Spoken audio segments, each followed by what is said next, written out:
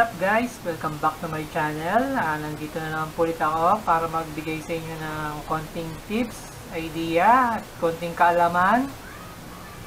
Nandito po ako para mag-share sa inyo ng hindi po ito tungkol sa pagbubukas ng makina, ng mga panggilid. Hindi po. Wala pong connection yung topic ko ngayon doon. Alam ko yung iba sa inyo nakaka-experience ng kagaya nitong headlight, yung ibang cover kasi is naninilaw. Itong signal light, headlight, yung panel, yung iba nakaka-experience ng paninilaw ng ano nila. Ngayon, meron kasi nag-PM sa akin, sabi niya, "Sir, naninilaw kasi yung panel gauge ko. Ano pang dapat kong gawin? Paano daw maibabalik sa dati?" Madalas na modelo na naninilaw yung headlight, signal light, yung panel, yung mga sinaunang model, yung mga Rusi SC125 na parang Neosol clone. Yan. Tsaka yung Neo Sporty clone ng Rusi. Ay yung madalas maka-experience ng mga ganung paninilaw. Lalo na yung mga unang labas ng Rusi. Ganun yung mga problema nila.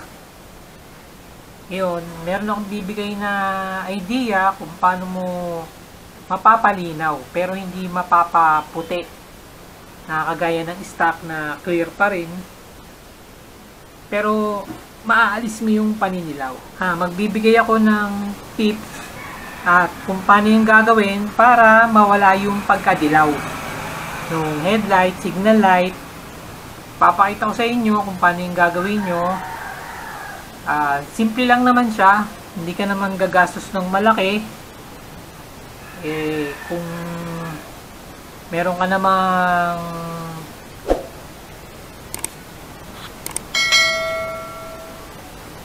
ka namang stock dyan sa bahay nyo, pwede mong gamitin yun para mapalinaw mo ulit, maalis mo yung paninilaw. Meron akong sample dito ito galing to dun sa unang Rusi ko, kasi yung unang Rusi ko dahil medyo naninilaw na siya, ang ginawa ko, pinalitan ko ito. Kung makikita nyo to, yan, tingnan nyo, medyo dilaw-dilaw na.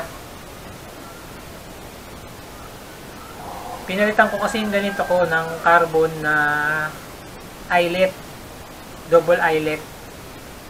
Ang kaparehas kasi nito is pang Neo Sporty. Ang motor ko kasi dati is Neo Sporty clone. Ito yung sample ko ngayon na aalisin natin yung paninilaw.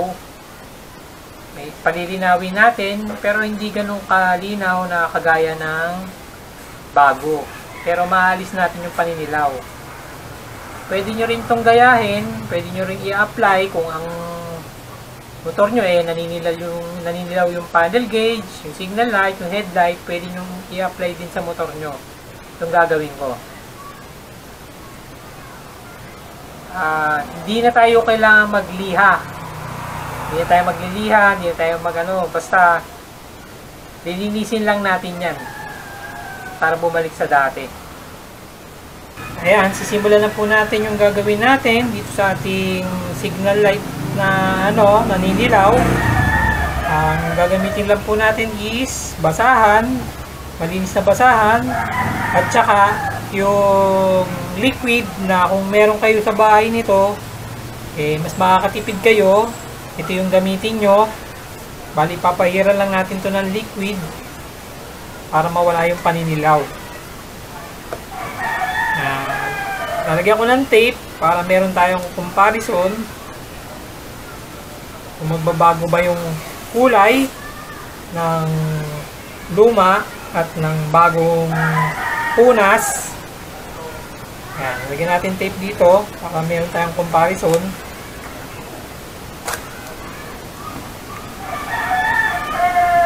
Bali itong area na to,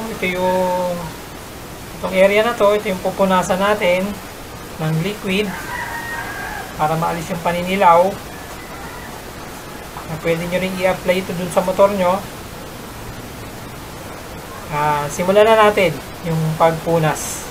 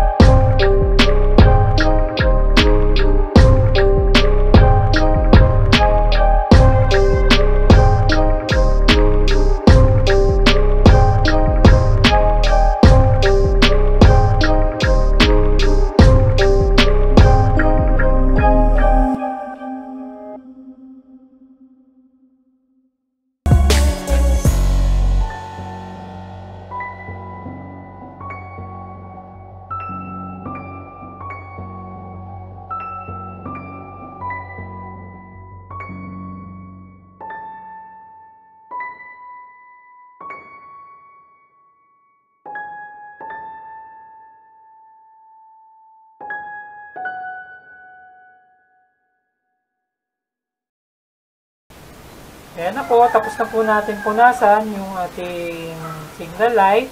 So, makikita nyo po yung diferensya, yung pagkawala ng paninilaw. Medyo nabawasan naman po itong ating headlight ng paninilaw. Luminaw po siya. Hindi gaya po nung itong dati. Ito po yung dati. Hindi pa po yan napupunasan. Manilaw-nilaw po siya. Bali, ang ginamit ko pong pamunas ay ito. Yan. Brake fluid po. Natatanggal niya po yung paninilaw ng panel, headlight, signal light. Kaya po ako naka-gloves. Kasi alam niyo na, medyo matapang itong brake fluid. Ito ang pinampahid natin doon. Pwede nyo rin yan i-apply sa kotse, headlight ng kotse nyo, signal light, tail light. Pwede nyo rin ipampunas yan para maalis yung mga paninilaw. Naninilaw kasi yan dahil sa bilad sa araw. Ulan araw. Iba kasi yung texture ng plastic. Kasi pag legit na yung mga headlight, maganda yung texture ng plastic ng pagka-clear. Pagka yung mga, alam nyo na, mga China lang na material, pag ulan araw lang, naninilaw siya. Ito po yung pinampahid ko dun sa natin.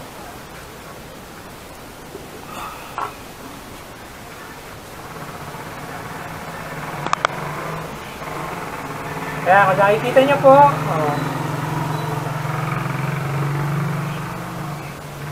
hanggang dito na lang po. Sana po nakapulot po kayo ng idea sa ating ginawa. Panoorin nyo po yung iba natin mga video na makakatulong sa ating motor. Hanggang dito na lang po. Don't forget to subscribe, like, and share Boss Dauro TV. Ride safe po sa inyong lahat. God bless and bye.